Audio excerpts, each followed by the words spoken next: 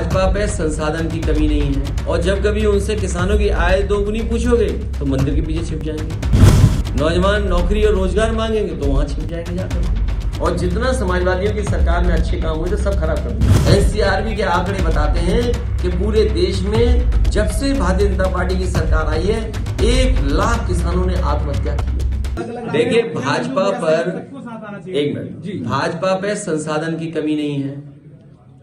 Private कंपनियां एजेंसियों को उन्होंने हायर कर रखा है। बूथ मैनेजमेंट के लिए अलग कंपनी हायर कर रखी है। सर्वे के लिए अलग हायर कर रखी है। हमारे जो चैनल मित्र हैं ये सब, इनको बड़े बड़े पैकेज दे रखे हैं। तो उनके पास सब तैयारी है, संसाधन भी है। और जब कभी उनसे किसानों की आय दोगुनी पूछोगे तो मंदिर के पीछे छिप जाएंगे। नौजवान नौकरी और रोजगार मांगेंगे तो वहां छिप जाएंगे जाकर के।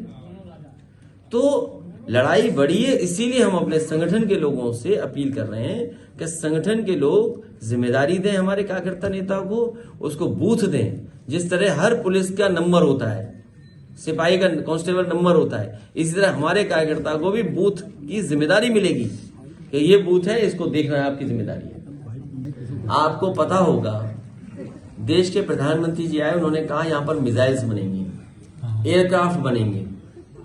क्या बनाए? आपने कभी जाना इस बात को?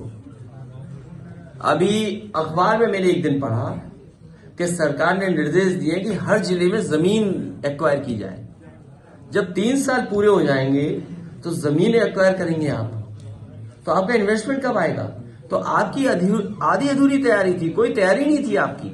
और फिर सरकार ये बताए कि किस इंडस्ट्रियल पॉलिसी के तहत इन्वेस्टमेंट आया है और जो इंसेंटिव्स आपने दिए थे, जो इंसेंटिव्स आपने अलाउ किए थे या आपने अपनी इंडस्ट्रियल पॉलिसी के अंदर लाए थे, उसमें कितने इंडस्ट्रियलिस्ट को आपने इंसेंटिव दिया है?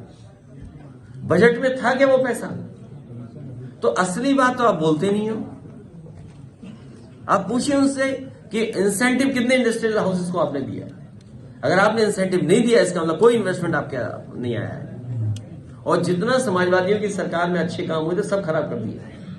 और जब से भारतीय जनता पार्टी की सरकार आई है पूरे देश में 1 लाख किसानों ने आत्महत्या की है। ये आंकड़े मेरे नहीं हैं, एनसीआरबी के आंकड़े हैं। एनसीआरबी के आंकड़े बताते हैं कि पूरे देश में जब से भारतीय जनता पार्टी की सरकार आई है 1 लाख किसानों ने आत्महत्या की है। और हमारी सीमाएं असुरक्षित हो गई हैं। जो 1962 के युद्ध की मेमोरियल था, वो सुनने में आया चीन की फौज ने तोड़ दिया। जहां तक चीन की फौज जाना चाहती थी वहां बैठ गई है जाकर के, चाहे वो आपका लद्दाख हो। सुनने में यहां तक आ रहा है कि भूटान के हिस्से को भी कब्जा कर लिया है। ये मुद्दे हैं, बेरोजगारी मुद्दा है, महंगाई मुद्दा है, अन्याय चरम सीमा पर है। आपका बुलडोजर पे वोट पड़ेगा कि बाबा साहब भीमराव अम्बेडकर संविधान बचाने के पे वोट पड़ेगा?